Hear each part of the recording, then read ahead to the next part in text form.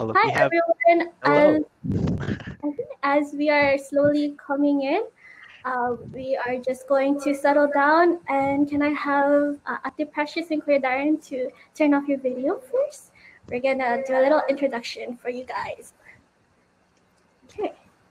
So before we start, one of our moderators will be doing a poll to start off the session to kind of engage, transition into from Dr. Amy Albiani's session to now from the second session going to bridging between mainland and diaspora, which is the food and culture aspect. So feel free to answer the poll. Okay. So as you guys are starting the poll, let me guys introduce to you our second speaker for today. I would like to introduce the very first speaker, Ate Precious Arao, who is a lecturer at the University of Hawaii at Manoa and Kapiolani Community College. She was born and raised in the Philippines, migrated to Hawaii at the age of 10, and has received a BA in Philippine Language and Literature and Master's in Second Language Studies, focusing on language education. Her main research examines how heritage language learners of Filipino language influence their language learning. Her MA paper discussed how identity and life history affect students writing in Filipino. She teaches Filipino as a second language and Philippine culture such as Philippine folklore. And without further ado, can I have Ate Precious turn on her video and just to say hi. Okay. And then next speaker is Kuya Darren. She graduated from University of Hawaii at Manoa, and because we are due to time constraint, let them start the presentation.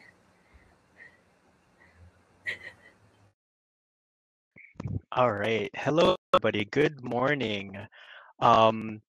So let's jump right into it. I just want to thank you for the introduction, Chachi, and I would also want to thank the whole Balik Tanaw community for organizing this conference. It's a pleasure to see young members of the Filipino community create the spaces necessary to foster discussions about Filipino culture. I remember a time in my early 20s that I longed for these spaces, and I am glad that the opportunity is here today, and I'm honored to be part. So I want to start off my presentation like how I start off my classes at UH Manoa, and I encourage everybody to go ahead and use the chat. I encourage you to tell me what is Filipino food to you and to share a memorable experience with Filipino food. A little bit more time to go ahead and write their responses. I was born on the island of Maui. I was raised in Lahaina, and Lahaina is like this little extension of Ilocos Norte in the Philippines. So I was surrounded by Ilocano culture, which I essentially thought that was Filipino culture to me. It wasn't until I went to UH and I declared a major in Filipino and started to really look at my cultural roots and really learn about my heritage. All right, so we got a few responses. I want to go ahead and read some of these responses. From the market to garden to prep, family time spent, flavor of our roots. I love that. Filipino food and cooking with family. There's other things. See, look how communal our food practices are. Making suman and kinila with my lola. Competing with my relatives and picking the most calamansi from the trees. That must have been fun. Birthday every year. Yes, celebrations and food. Boodle fights. Oh, where'd my presentation go?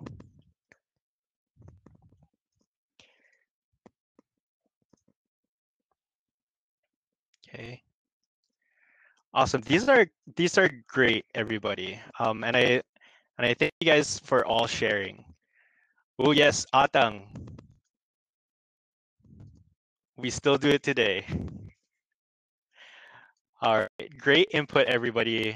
As we can see here, we have so many personal narratives on what we think Filipino food is. I think we need to hold on to these memories and hold them close to us and pass these stories on to the next generation.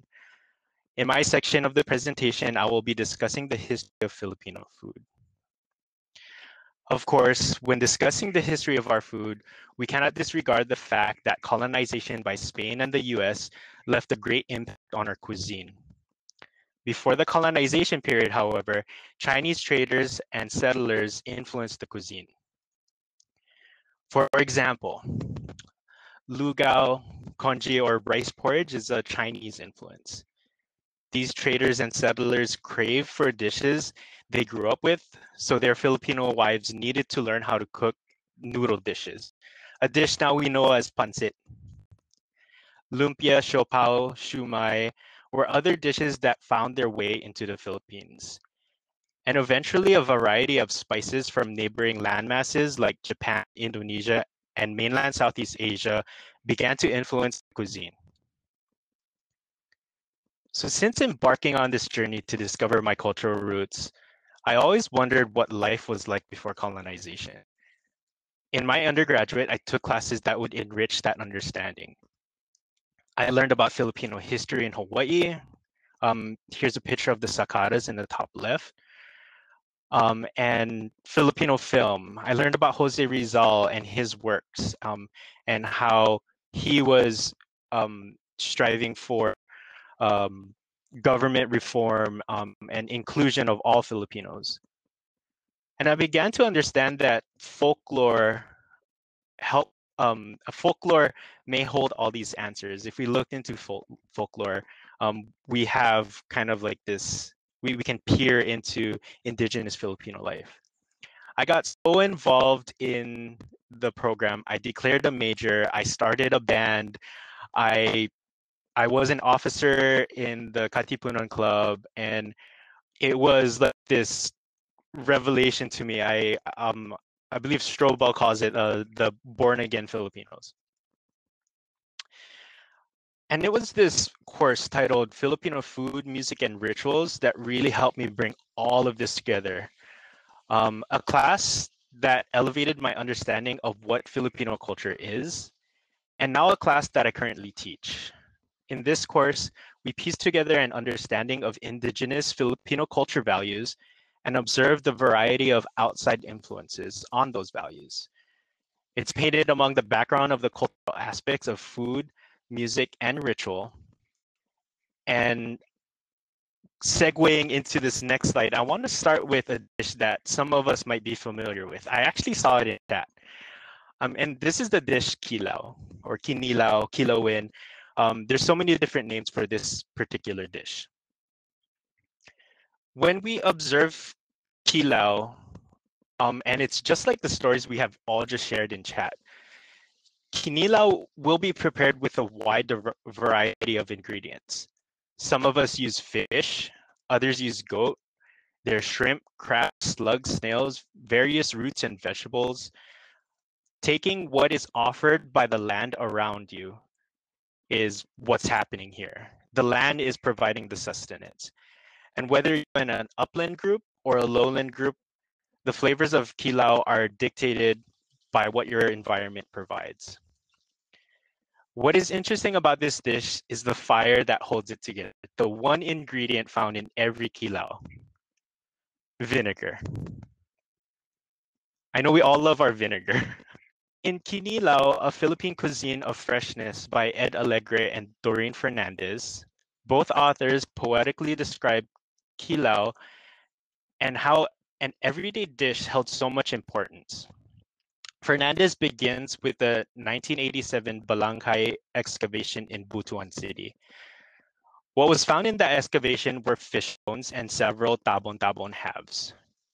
The site was dated between the 10th and 13th century AD, and it was interesting to find that these tabon-tabon was cut the same way how it were to be cut today. The fish bones were cut the same way as it were be to cut today. On the bottom left there, you see that cut. Same cut, 1,000 years apart. 1,000 years apart. Kininao is now believed to be one of the most ancient methods of food preparation. So let me paint a picture for you. Imagine you going about your day. It's the break of dawn, and you are catching fish so you could bring it back to your village and feed your community. Now imagine a foreign ship approaching. Anxious and perplexed, you sift through your chest of trade goods and you uncover some fish and your prized jar of palm wine or vinegar. The ship approaches you and you offer goods as a sign of friendship. From your perspective, you offer the highest quality trade good you can. This is exactly what happened in 1525. Antonio Pigafetta, Ferdinand Magellan's assistant, wrote about this very experience in his journal. The next example is where language becomes important for the means of communication and understanding. I present to you a quote from Doreen Fernandez. If the culture does not have a word for an object, that object cannot exist in the culture. And if the culture has the word and its meaning has become entrenched and elaborated, then it is high in consciousness and important. Fernandez turned to various dictionaries that were written during Spanish expeditions in the Philippines. These are the first-hand accounts describing contact with indigenous Filipino groups. She was looking for these interactions between these explorers and indigenous Filipino groups, and how they were talking about their food practices, what was being done at that time. So here's a few examples. Francisco Ignacio Alsina writes in History of the Island and Indios of the Visayas, the natives prefer fish to the meat of animals and fowl, perhaps because of the fellow feeling they, as islanders and people of the sea, have with them. Another example, in Diccionario Geográfico Estadístico Histórico de las Islas Filipinas, I'm so glad I got that right, Manuel Buzera and Felipe Bravo writes, salted fish are eaten and fresh fish are in such abundance that it is general practice to put the rice on the fire before going out to get the fish. Start to cook the rice before they even catch the fish. This is very easy since they live in areas near the sea or near rivers and lakes. In these experiences, these explorers observed island life. They recorded everyday routines, habits, and language. And this is all revolving around kilau, this everyday dish. So in order to achieve an understanding of the indigenous culture, these explorers sought out to learn the language. In Vocabulario de la Lengua Pampanga and Romance, Diego Bergano defines kilau as eating meat slightly cooked but still raw.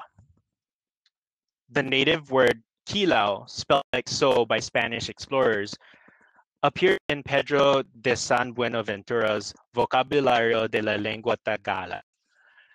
And it describes a dish as the adobo of the natives.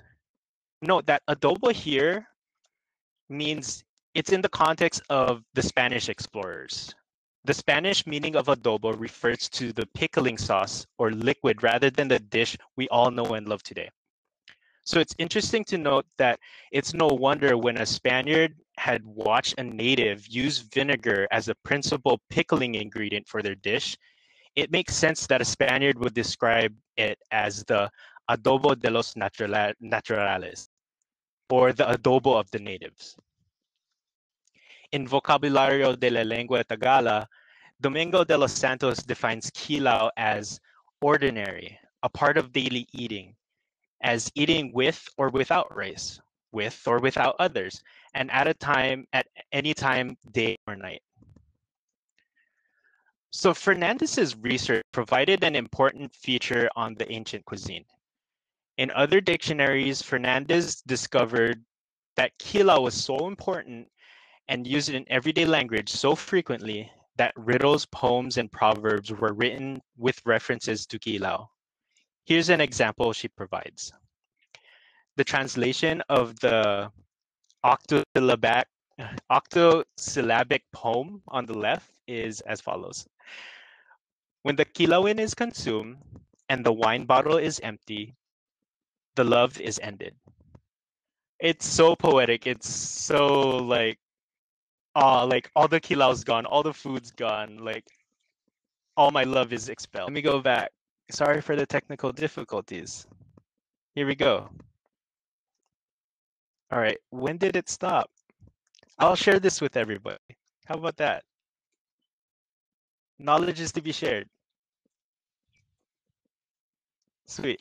Okay, we can go ahead and move on. So therefore, kilo has a certain utility. You ingest the freshness of the environment around you with the abundance of food nearby. Kilau is readily available. Kilau is also preserved by its interaction with vinegar and appropriate to take on long voyages to neighboring islands, providing sustenance for a long journey. Today, most Filipino dishes essentially have remnants of kilau's base flavors and process. Using ingredients that are readily available given your location, with the vegetables, meats, and the most important ingredient, vinegar. It's no wonder that some of us crave the saltiness of vinegar. It's in the hundreds of years of conditioning. It's in our DNA. We crave the archaic taste enough that we need to bring it, and we need to bring our sausawan with us. And who doesn't love your sausawan, right? You make it yourself. You start your meal. Some people use just suka, some people just use soy sauce. But sausaw is the last piece of the puzzle here. As Doreen Fernandez states, sausawan is the indigenizing process. It insists on the participation and involvement in preparing the dish and takes an active part in creating the dish. The consumer now also becomes the chef. So in the spirit of Doreen Fernandez, I echo her sentiments. Fernandez declares that kilau is like jazz, constantly improvised. Therefore, Filipino food is constantly adapting, just like how culture readily adapts to change.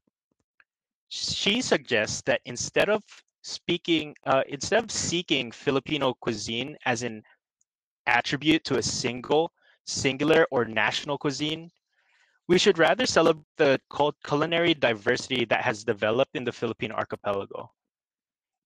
And it should develop in the context of shared history and territory.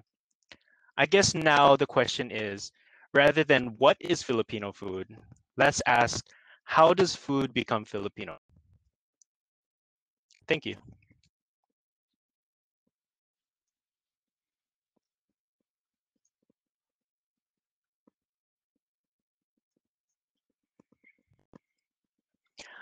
I'm gonna go ahead and pass it over to Ate Precious now.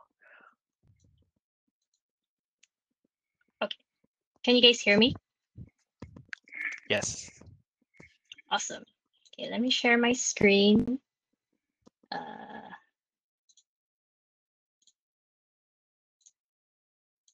right, can you guys see my slides?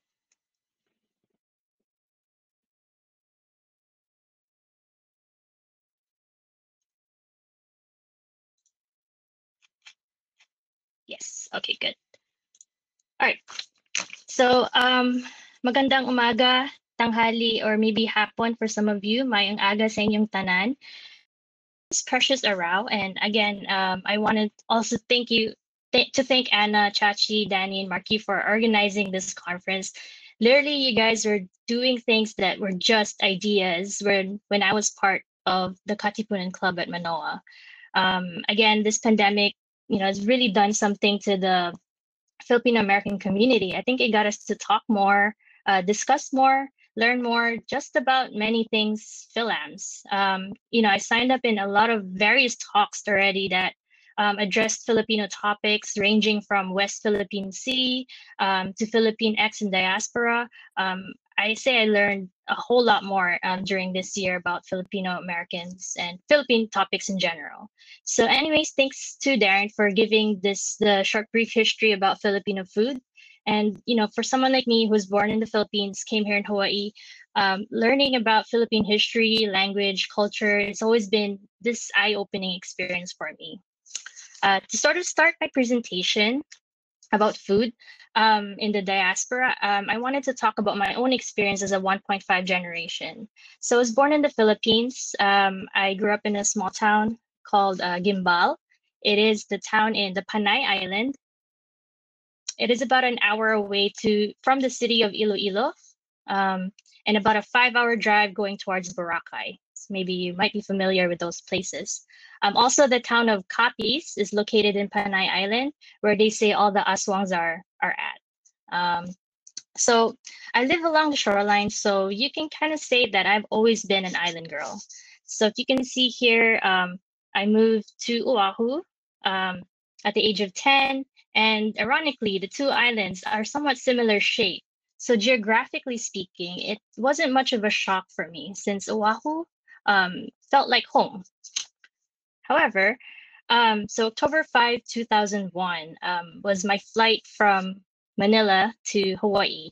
So I migrated to Hawaii and that year. For most Americans, those who reside in the US at that time, they probably remember it the most by the Twin Tower incident in New York. However, for me, when I hear 2001, I think about my start of my Filipino American identity. When I say start, it's because the day one of my first day here in Hawaii, my first meal instruction from my mom was, in America, we don't use silver fork or spoons. We use plastic forks only. I got instructions on how to work a stove. I was 10, how to work a stove and a microwave. And maybe some of you can relate with me, but back in the Philippines, I wasn't even allowed to be near any of those things. And in the Philippines, for us, at least, microwaves and ovens, those are only for display and not for use. So I still remember one of the first meals I ate was chicken nuggets. It was really good, and with rice and ketchup. It wasn't anything I had in the Philippines.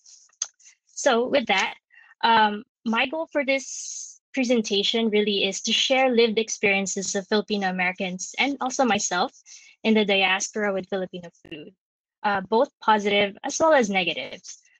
So these data that I shared came from my own research, classroom, my students, as well as articles I've read regarding Filipino American experience in the diaspora. So here's a picture of a typical Filipino party at my house. And mind you, this is a party for 10 people only. For some reason, when my parents cook, they cook for like the whole town. So yeah. You see though, oh, sorry, where was I? But I still remember, I remember the first ever Filipino restaurant my mom brought me to. It was Golden Coin, located in Kalihi specifically. So my first thought was, oh, is it Chinese food? What's in here? But when I stepped inside, I was amazed by how the space just spoke Filipino to me. So my mom ordered food such as dinuguan, adobo, and a barbecue stick. And that was my first encounter of what Filipino food was like outside here in the US.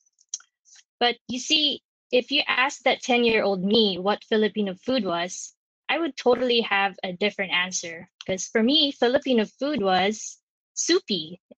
This was what I thought Filipino food was. It's KBL, Kajus Baboy Langka. It's the pochero. I like to have that banana in my soup. It's pinamarhan. It's the fish cooked with vinegar and toyo with onions and garlic. My adobo looks a bit more orange. It's because of the achuete spice. Filipino food for me is balenciana. It's the yellow sticky rice. And Filipino dessert looks more something like this for me, called ibus, which is sticky rice wrapped in coconut leaves and best paired with mango. And when I took a bite out of those food that we ordered from Golden Coin, it sort of resulted a feeling of disappointment because it just didn't taste like home. So looking back into that experience now, this prompted me to realize that consuming food can really bring about this somewhat like a diasporic return. In my experience with Golden Coin, it was a negative one, or it was a disappointed one. So I settled in. School lunches in the US also gave me kind of a nice overview of what American food was like. So I went through fourth grade, fifth grade, middle school, as well as high school here. So I had those experience of cafeteria food. So I learned foods like cinnamon toast, spam musubi, as well as corn dogs. So you can say that my food repertoire by the time I went to college somewhat developed, kind of like my identity, much like my identity. In a similar manner, in an article written by Manalan San titled Beyond Authenticity, here he highlights his experience at a dinner party in New York, where Filipinos were discussing about native dishes, which was prompted by the presence of the sweet Filipino spaghetti topped with hot dog on top. And then they moved on into debating about what is the best representation of Filipino food. Manalansan then states, some of the Filipino guests responded by being defensive. They said that while some of these dishes serve many Filipino homes, there are other more Filipino dishes would better represent the culture, nation, and people. Some even discussed their own family culinary traditions involving specific dishes that they claimed that were more representative and truly more Filipino. So it ended up as a very uncomfortable dinner party for Manalansan.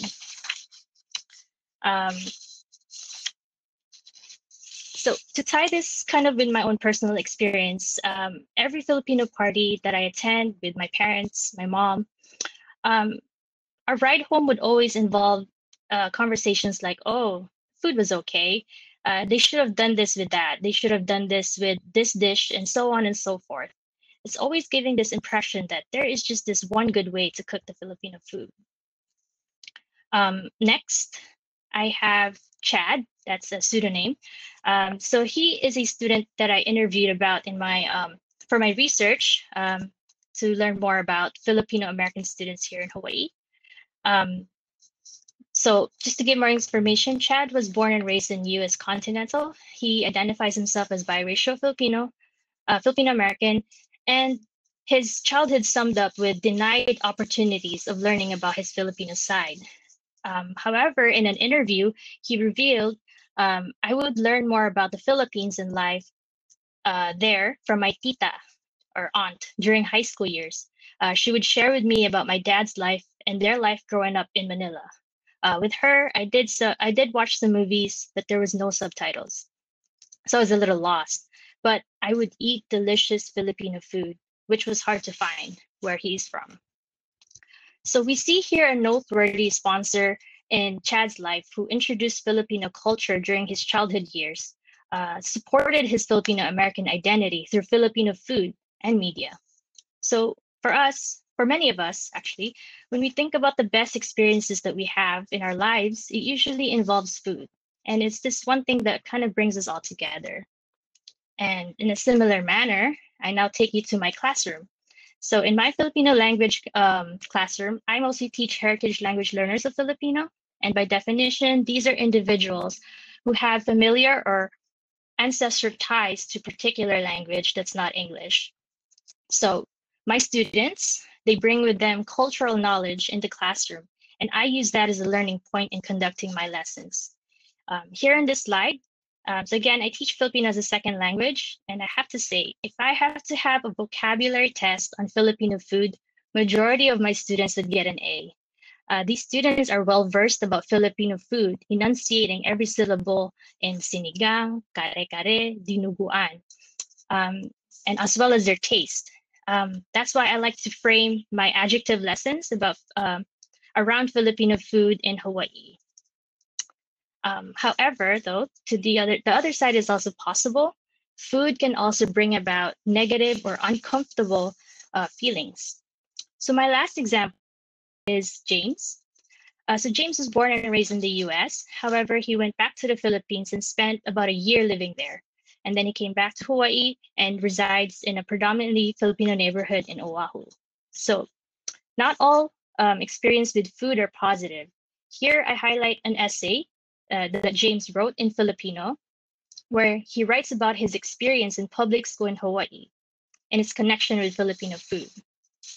James wrote in Filipino, and I'm going to read the translation. When I was young, I felt I was different and I did not belong in school. As an example, my classmates would laugh at my pronunciation of English words, wearing colorful clothes, as well as bringing baon, or home lunch. That is Filipino food. They said, your food stinks, or what are you wearing, bukbuk ka? For a child, this is painful, and these things are not easy to forget. So here we see that this data shows how students live experiences that centers around or has to do with Filipino food can bring about the process of growing up in a diaspora. This also kind of puts into question how Filipinos through these culinary encounters that kind of results in maybe rejection of their own identity or ethnicity. So now you've heard some examples of Filipino experiences in relation to food. I hope that it has prompted us to take a somewhat different approach and, like what Darren said earlier, start to embrace this diverse food culture in the Philippines. We can also look into new discourses that surrounds Filipino food, much like from the examples I shared. So these experiences can happen in different spaces, and they unconsciously reveal experiences of migration, language, food, and even belonging. And lastly, food is a reflection of ourselves.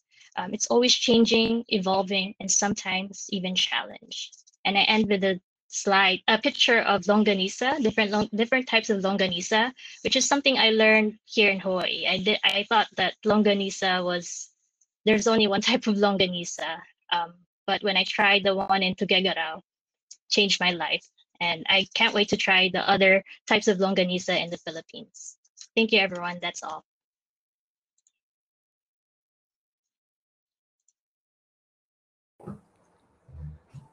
Thank you for that. All right, sorry. Thank you for that, Kuya Darren and Ate Precious.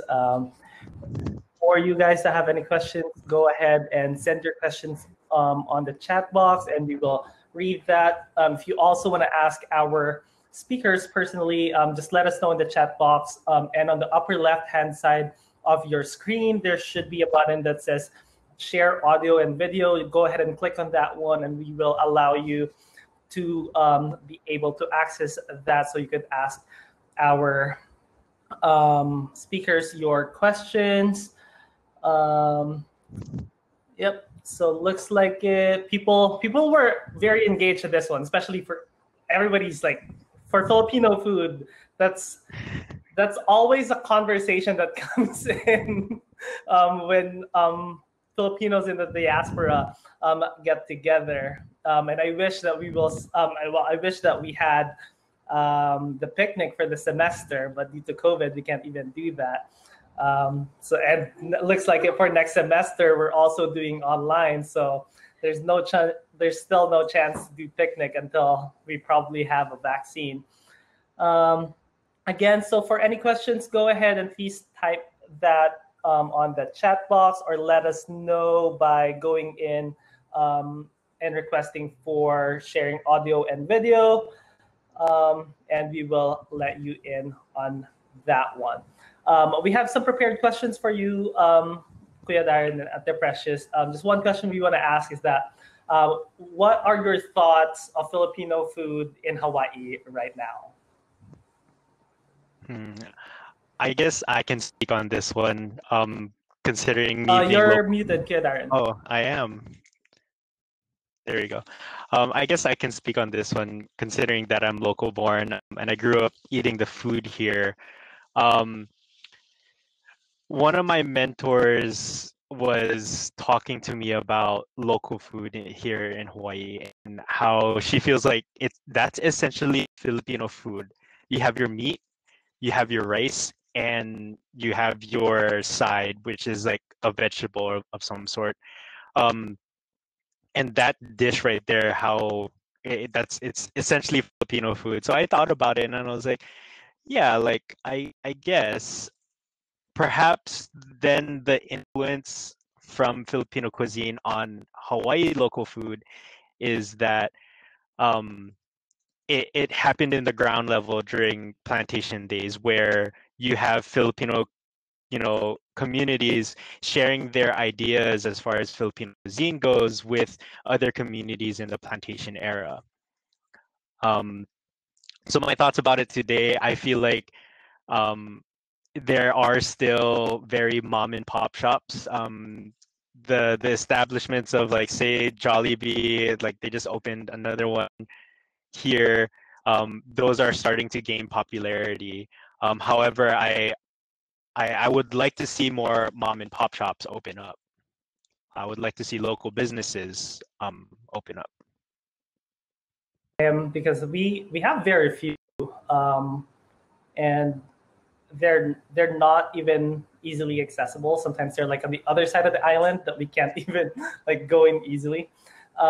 We have a question here right now. Any of you can answer. It's from Ida Coco, or Ida. I'm sorry if I'm mispronouncing your name.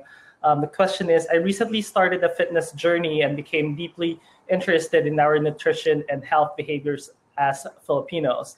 I'm fascinated by the many influences on Filipino food throughout history. I recently bought the book Taste of Control by Alex Orquiza, among other resources online. What resources did you find and use to learn about Filipino food history? I'm going to go ahead and pin this question. Oh, it's already pinned for others to see. I guess that's a question for me as well, considering I teach the class. I guess this is a good time. In chat right there, that is a Google folder. I've shared it with everybody there. It's the presentation and the sources I've used to create the presentation. As far as other sources online, and to learn about Filipino food history, a lot of the material that I use in my course comes from Doreen Fernandez, and this is from her book Palayok, and the book with Ed Alegre, which was pretty much the whole presentation, the philosophy of Kilaw. I would use those books. However, Palayok was written in 2000 and the Kilaw book was written in 1993.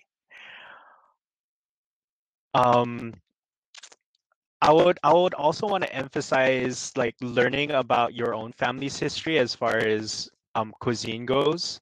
I ask a question to my students who identify themselves as Filipinos, and I ask, like, who makes the best adobo? And the answer is always like, oh, mom makes the best adobo, dad makes the best adobo.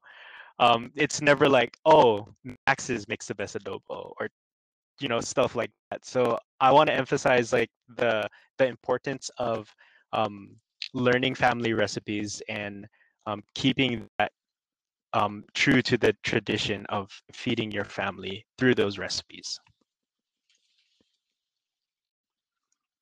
True. Well, it also has something to do with Filipinos. Well, more like our parents, especially for those who were born here in America. Their parents would say, "Why would I go to a Filipino restaurant if I could cook it myself?" And it's very common. So then that's why the answer is like, "Oh, my dad or my mom or my aunt," or something like that. But anyway, we have another question here from Sesh Reyes. Let me go ahead and pin this right now. She says, "Aloha, Kuya Darren and Ate Precious. Great presentation. There are a lot of Filipino restaurants here in Hawaii, and it is a common choice. But for areas that do not necessarily have a large Filipino population, what advice would you give to Filipinos that are embarrassed or uncomfortable eating the food of their culture? And what do you think can help us become more accepting of our identities?" I guess I can answer a little bit of that. So again, based on my presentation, so memories about food, especially here in diaspora, they're not all positive. So one of my participants in my research did share that he got teased bringing home lunch saying that your food stinks. So, and that had, consequences where he sort of stopped speaking his home language and started to, started to forget to speak his native tongue. I guess my advice for those who are embarrassed or uncomfortable, I mean, one of those things would be just to kind of learn and unlearn. One of those is, learn about the history of the food, and I guess to just try it. Maybe growing up you had a scarred, I don't know. I hear this from a lot of Filipino Americans where chocolate meat was not chocolate. It's actually blood. So that was scarring for them. However, as they grow older, they just learn to be adventurous and try it. And they're like, wow, this is really good. And then they start to wonder, oh, what other dishes are there that I got scared growing up? And maybe I would try them now. Maybe trying it like in a different context, different taste would help us be more accepting of our identities. And I think people go through some kind of realization. I know for me, for instance, I think I didn't have a lot of Filipino food growing up because my mom was a single mom. So that's why I had to learn how to, cook my own food. And when I hang out with my other friends that are non-Filipinos and they're eating their, their ethnic food, and it just made me realize like why am I not doing the same? So yeah, and then that's when things starts to just what do you call that? It just kind of goes in like this effect where you start to wonder about your identity, and then that's where you start getting curious, learning more, and eventually just when it comes to food, just trying it. That would be my answer. Yeah. To add to that, like changing that personal narrative, it's very important, and taking ownership of that identity makes you feel like you are part of it and you are part of this community. I don't think it matters what people think about what our food is. Like, oh, it's too greasy, or oh, it's way too salty. It's like I like it. This is this is my people's. I want to take ownership of that. For those answers. Yeah, I guess I kind of want to add something to that too, because for me, I have friends, like white friends, when I was still living in California, that would be like, "What is that?" And I'm like, "It's good, and try it." And when they try it, they're like, "Oh my God, what is this? It's good, but it doesn't look good, but it tastes good." So to kind of overcome the uneasiness of like eating your own culture's food in the presence of your friends that are not familiar with Filipino food, just let them try it. Because once they try it, they'll be like, okay, this is actually not bad. So that also kind of changes their perception about Filipino food. So thank you for that question, Sesh. Again, if you guys have any more questions, go ahead and type that in our chat box. Or if you want to ask our speakers personally, you could go ahead and click on the top left button where it says share audio and video. And then you could ask our speakers personally. Let's see if there are any more questions. Again, thank you for those answers, by the way, Ate Precious and Kuya Darren. And sorry, Kuya Darren was not introduced earlier. I did want to mention that he is also one of our lecturers for the Philippine Language and Culture program. Right now, I think he teaches IP 360 on Philippine food, music, and rituals for our IP classes. And he is also now a high school teacher, if I'm not mistaken, at Waipahu High School. Waianae. All right. Sorry, Marky. Waianae High School. Oh, Waianae. Sorry. Yeah, go Sea Riders.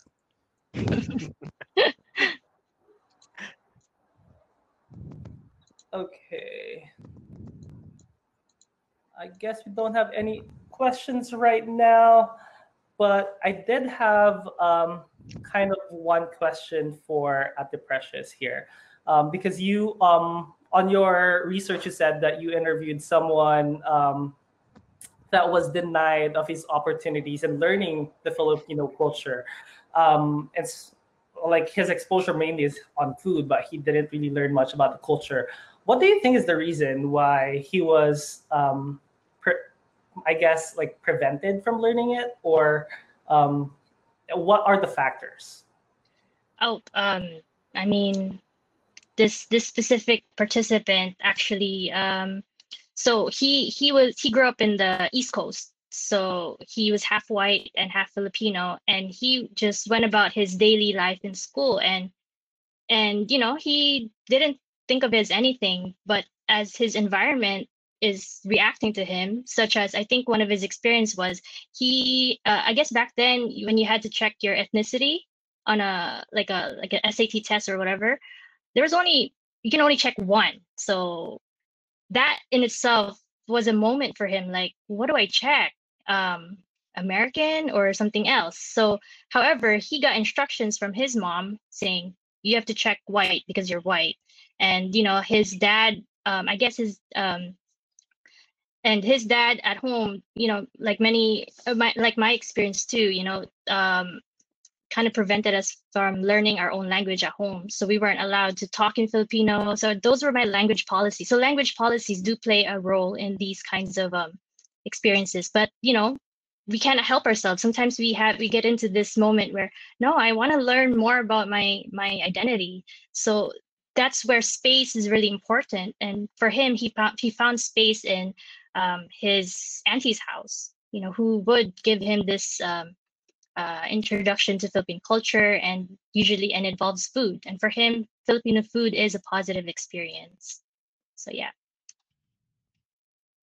At the Precious, yeah, I guess it's very common, especially for Filipinos that grew up in the Philippines and then moved to the U.S., that they don't teach their children much of the Filipino culture, just because they don't want their children to be quote unquote inferior in their surroundings. And it's because I have cousins that were born here in the U.S. and not a single bit of Filipino that they can talk at all. And I also have cousins that grew up in the Philippines but moved here when they were 5, who spoke both Ilocano and Filipino back home. And when they grew up here afterwards, they can't speak anymore. Because again, there's the alienation of them from the Filipino culture. So we have quite a few questions here from Randy Cortez. He's asking if will we ever see mainstream acceptance of Filipino food in the U.S., and if so, what social and possibly political changes must be done to reach this point? I think I can answer that. We're actually starting to see this happen. I feel like this began with people like Anthony Bourdain and Andrew Zimmerman, who has their food documentaries showing they title it as the exotic cuisine of Philippine food. And today we have Chef Sheldon Simeon, try that for a tongue twister, who competed on Top Chef and does tons of interview and appears on various YouTube content creators. As far as like mainstream acceptance, I feel like Filipino culture as a whole is now starting to bleed into pop culture. You see people like Joe Coy, who got a lot of traction in the last couple of years. And one thing I always go back to is his like mock infomercial about like Tupperware, and it's like, oh, you can get the set for $19.95, and it's like a Cool Whip container, and you have like the Country Crock container and all of that. So he's put. I feel like people like him are putting Filipino culture on the map. And I think what we're seeing now is the start of like this Filipino culture renaissance, and this is through the lens of various Phil-Ams who grew up here, and a lot of this population is now like is entering college, is in their mid and late 20s, and we're starting to see this through social media, and Kuya Agathon, there's now more vegan Filipino cuisines popping up around the nation. Yeah, thank you for that. So I hope that answers your question. What social and possibly political changes must be done to reach that point? I think that's starting to happen. The changing of the narrative, the acceptance of our food is not gross. Our food is delicious, and Diverse. very diverse. And Anna Davide included that in a comment earlier about the hashtag ugly delicious. It's still delicious.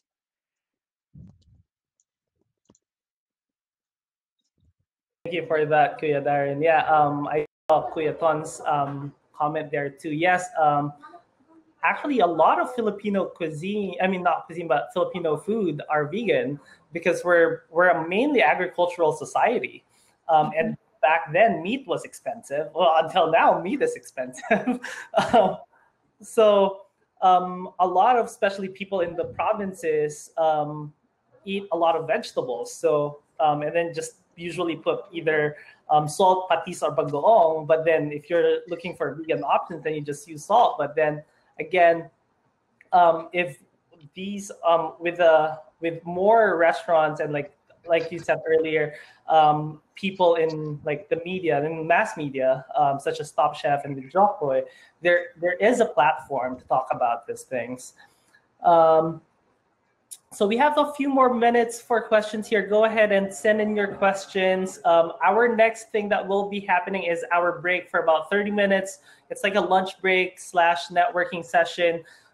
If you have more questions, we may be able to extend for a few minutes here.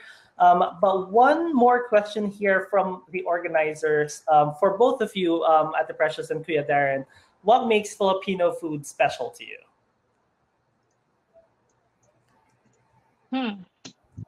Let's see.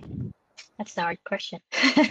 Let me marinate that for a while, pun intended.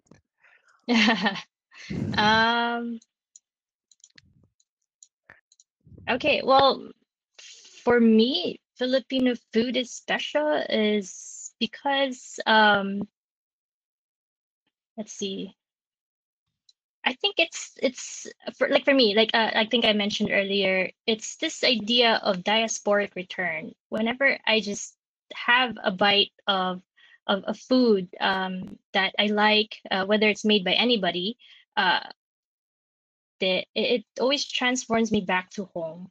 So I'll always have that narrative with me. I spent half my childhood in the Philippines and here, and I always have this question whenever I eat, oh, it doesn't taste like home. But when it does though, it just transforms me back. So my dad, so I have in my house I have two different type of cuisine, I guess. You have my mom's from Cagayan, Tuguegarao in the north, and my dad is from Visayas. So I have these two different types of dishes, and that for me, it makes me feel really special. And when my dad makes these really simple comfort food, I just get transformed back to home, and I think that's what's special about Filipino food for me. Yeah, I want to echo those sentiments. It's special because it's in the family, and like you're so attracted to what you grew up eating, and Filipino food is so adaptable. It can localize and indigenize at the same time. For example, back home in Lahaina, we have this place that caters Filipino food called RVN, and every graduation party, it's like, what's RVN bringing? I really hope they have their pork and peas. And because that, and I can't wait to go back and just have it. Just it makes you feel like home. It always creates that diasporic, return, and it's comfortable. It's really homey comfort food. Thank you for those answers. Food definitely bridges the gap, like not just from where we are now to our childhood, but it also bridges the gap between the diaspora and the Filipinos in the mainland. So this is a really good discussion. And yeah, I totally agree that it, like Ate Precious was saying, it transforms you back like home, especially for me too, that I grew up most of my life back in the Philippines. And I'm from the north, so like I'm very familiar with Ilocano food. So living in California prior to moving here, I kept looking for something that was familiar. So, but the taste is always different. And when I moved here, I'm like, okay, this is the food that I grew up with. This is the food that I like. Because there are a lot of Ilocano like restaurants right here. The first time I had that an experience was at Thelma's over in close to Seafood City. And that was like, it changed my life because I'm like, there are Ilocano food here. Yes. It brings you back to your childhood, and then it gives you, it's a nostalgic experience. So it is good. Again, thank you very much for gracing our event, Kuya Darren and Ate Precious. I think we are wrapping up shortly because we don't have any more questions anyway, and we will be having lunch soon. Thank you for sharing you guys' knowledge about this and your experiences. This is very helpful, especially for our participants that are part of the diaspora.